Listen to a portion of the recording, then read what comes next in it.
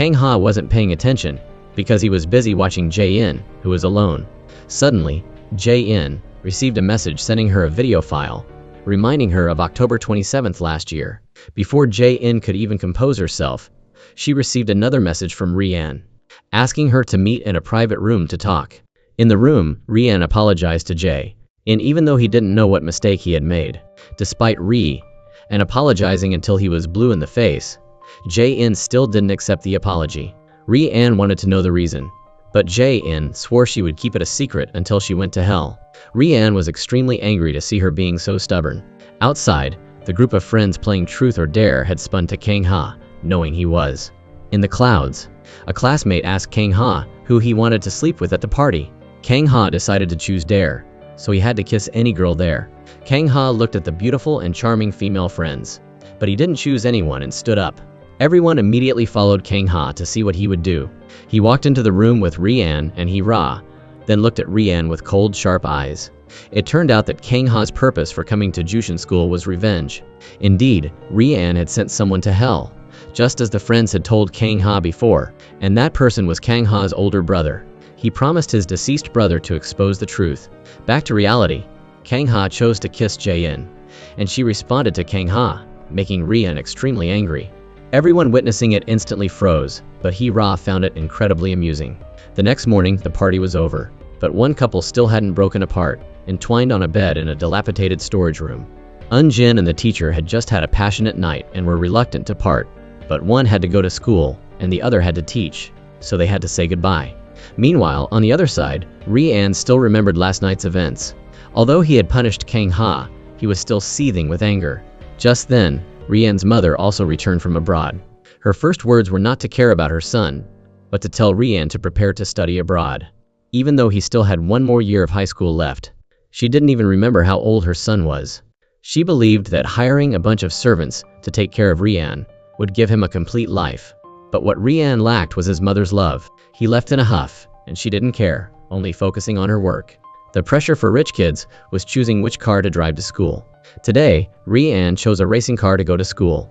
At the school gate, Kang Ha recognized a close friend from his old school, but the friend pretended not to know him. Kang Ha quickly avoided him and walked with other friends. Kang Ha was teased by a classmate, who accused him of trying to befriend someone out of his league. But he ignored those words, only feeling disappointed at being alienated by his close friend. In class, the classmates heard that Kang Ha still dared to come to school today, and started to worry about him. A female student asked Hee-ra what Kang Ha and Jae-in's relationship was that he dared to kiss her in front of Rian. Another female student thought that Kang Ha was in the clouds at the time, so he didn't know his place. Hee-ra, however, spoke up for Kang Ha, saying that perhaps he wanted to bravely pursue his goal, even knowing that he and Jae-in were not on the same level, but still chose to pursue his love. Such a person deserves support. It's just that Kang Ha provoked the wrong person.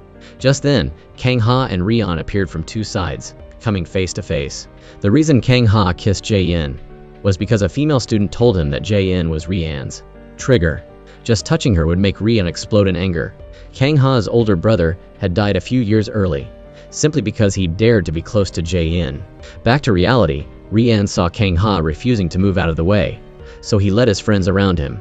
Kang Ha turned and looked at Rian with cold, sharp eyes, then also left his spot. After that, Rian went to find Jae-in sitting alone in a corner. He thought she was using Kang Ha as a scapegoat to end their relationship with him. Rian still wanted to know the real reason for the breakup, but Jae-in refused to open her mouth. So Rian would find out no matter what and deal with all obstacles in his way.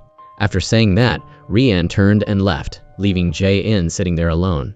Outside, he immediately asked a friend to deal with Kang Ha. Rian wanted Kang Ha to know not to touch things that didn't belong to him. After that, the friend called the group of scholarship students to class and ordered them not to contact Kang Ha. Not only that, they also planned together to deal with him.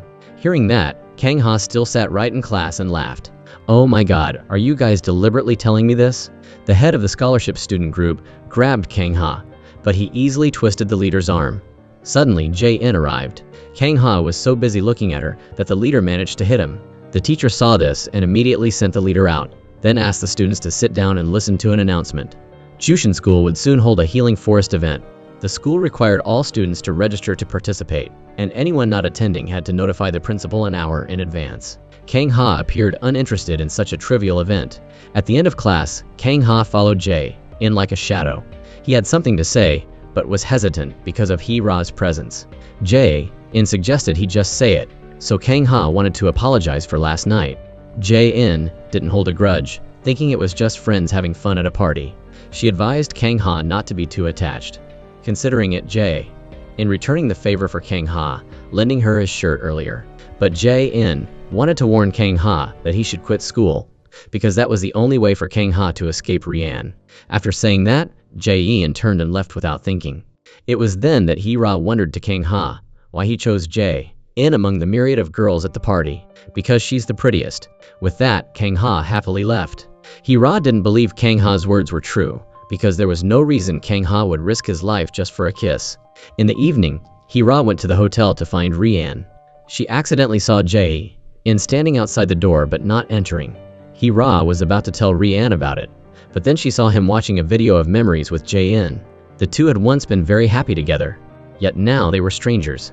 Hee-ra suggested a way for Rian to rekindle their old flame by dating another girl. When a girl sees the man who was once devoted to her suddenly turn around and date someone else, she won't be able to bear the loss and will try to get back with him. Instead of bothering to find out about another girl, Rian wanted Hee-ra to find out the secret Jae-in was hiding. Hee-ra was Jae-in's best friend, so she would surely get useful information. Hee-ra pretended not to want to betray Jae-in, but still accepted Rian's offer. On the other side, Jae-in was drinking with Eun-jin. He also wanted to know Jae-in's secret. Just then, the phone rang. Jae-in knew Eun-jin also had a secret, so it was best for everyone to keep their own. Suddenly, Jae-in received a very strange message, an anonymous threat from a mysterious person in the dark. He would send a scandalous video of Jae-in to her father if she didn't follow his demands. A year ago, Jae-in also fell into a similar situation. She was terrified, because Chairman Yoon was someone who valued honor more than family.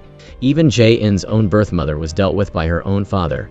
Jae-in even planned to do something foolish before her father found out, because at that time she was afraid it would be even more tragic. Her friend embraced Jae-in and encouraged her. "We will solve this together." However, she discovered a hidden camera in her friend's pocket. Just then, Rian and Eun-jin rushed in, and both pulled the friend out. Back to reality, the mysterious person wanted to meet Jae-in, so she stood up, bid Eun-jin farewell, and left first. The next day, Jae-in followed her father and younger brother into the forest for a hunt. Chairman Yoon was teaching his daughter how to hunt, when suddenly his secretary ran up to report a phone call. After hanging up, he turned to Jae-in and asked, "You said my daughter revealed what?" Jae-in immediately paled. Chairman Yoon directly pointed his gun at Jae-in. "I told you not to follow your mother's mistakes."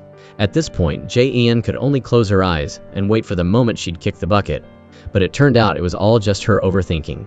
Chairman Yoon said that the company had an important matter, so he had to go back to handle it. He also apologized to his two children for ruining the hunting trip. Jae-in felt a burden lifted from her heart. She texted to meet at Hee-ra's house. Receiving the message, Hee-ra secretly thought, "What's going on now?" At this moment, Kang Ha was in the changing room. Suddenly, Rian appeared, causing all the other students to flee. Only Kang Ha dared to stay. He saw a male student giving Rian a bag of white pellets. Kang Ha knew perfectly well this was flour, because his brother had told him the horrible truth before he was taken away. He was tricked by the rich kids into drinking alcohol containing chips at the welcome party for transfer students. Initially, Kang Ha didn't believe it, thinking students wouldn't dare to do such a thing. But after experiencing it himself, he regretted not believing his brother. Rian was the mastermind behind the violence, creating a hierarchy system in the school. He even dared to store drugs, because at Jushin's school, he was the rule. Kang Ha declared to Rian that he would personally dismantle the unspoken rules he had created. Rian challenged him, saying he'll wait and see what Kang Ha can do. On the way home, Kang Ha clutched his deceased brother's bracelet. He swore he would avenge this. On another side, the group of scholarship students were discussing. They had to find a way to deal with Kang Ha before Rian made them disappear from the school. The leader suggested taking action during the Healing Forest event. They would beat Kang Ha until he was scared or make him disappear forever. The class president, hiding nearby, had heard all of the above plans. After the group of scholarship students left, He went to the principal's office to report. It turned out the class president was the principal's son, so she didn't want her son to get involved in unnecessary trouble. What the class president needed to focus on while studying here was how to befriend the rich kids, as they would be very helpful to him in the future. The class president understood his mother's meaning. However, he had a question. How did the principal cover up Kang Ha's brother's accident so that no information could leak out? The principal pretended not to understand what her son was saying and sent the class president back to class. At this moment, Kang Ha went to see the homeroom teacher, demanding to check Rian's locker because it contained drugs. But the homeroom teacher disagreed, stating that opening a student's personal locker was against regulations. Kang Ha immediately exposed the homeroom teacher for trying to cover for the rich kids. The homeroom teacher advised Kang Ha to know his place, but the more he heard that, the more he wanted to rebel. Knowing my place, I can do that, but I don't want to bow down and be a lapdog for the rich. The homeroom teacher, slapped directly in the face, was furious and criticized Kang Ha. If the homeroom teacher couldn't help him, Kang Ha would expose Jushin School's true colors to the press. Therefore, the homeroom teacher had to accept his request. Both immediately went to Rian's personal locker. Rian's friend received the news and came over, but his girlfriend blocked him midway. Hearing her say, "Honey, I want bubble tea," he had no choice but to go with his girlfriend. On the other side, the homeroom teacher opened Rian's personal locker and took out a bag of white pellets. Kang Ha wanted to get them tested for their ingredients, but the homeroom teacher insisted that they were medicine for stomach aches, trusted by Jushin School students to cope with academic pressure. After that, she handed them to Kang Ha and said, "If you like, go check it yourself." Kang Ha knew the homeroom teacher was so confident for a reason, so he didn't need to test them anymore. In the evening, Jae-in met Hee-ra and asked her to find a reputable hacker. Hee-ra wanted to see the threatening messages the mysterious person sent to Jae-in, but she refused. Jae-in wanted the hacker's number to provide the information directly for investigation. Hee-ra felt suspicious, sure that Jae-in was hiding something else. A while later, Hee-ra went home, lost in thought, because Hee-ra had also lost her virginity on Eun-jin's birthday. What if that intimate scene was also recorded? She'd be mortified, even if she wore 10 layers of clothes. Thinking this, Hee-ra quickly contacted someone to find a hacker to investigate. A few days later, the Healing Forest event took place as planned. Regular students arrived by school bus, while rich students came in their private cars. Those of Rian and Eun-jin's status even took a plane. Upon arrival, everyone split up to participate in various activities. But there was still a clear hierarchy. Golf was for the wealthy elite. A bit lower were hot tubs and saunas, and the scholarship student group went hiking and camping. The rich students bet among themselves that Kang Ha would be dealt with tonight. 2 female students thought Kang Ha could overcome it, but 2 male students bet that Kang Ha would be eliminated early on. On the other side, the class president led Kang Ha to the campsite, showing him the last room in the row. This was where Kang Ha would stay throughout the Healing Forest event. Here, the class president warned Kang Ha to be careful of the scholarship student group. He happily thanked the class president, but the class president didn't want Kang Ha to be too familiar, telling him to treat him like an invisible person, because in the past, the class president had also been bullied and didn't want any more trouble. Kang Ha understood and nodded as the class president turned and left. At this moment, Jae-in and Hee-ra were in a private room for rich kids. Hee-ra told Jae-in that she had found a reputable hacker. Hee-ra wanted to see the threatening messages the mysterious person sent to Jae-in, but she refused.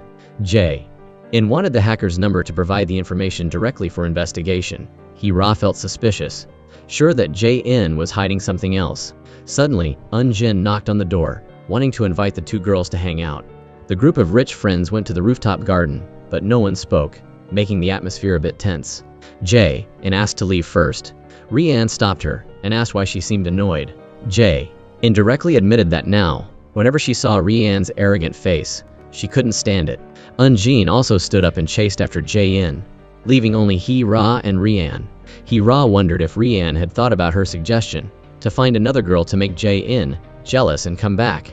Rian didn't think Jae-in would be so easily swayed. But what if that person was Hee-ra? Hee-ra wanted to date Rian for a bit to see how it felt. Being betrayed by her best friend, Jae-in would definitely not be able to bear it.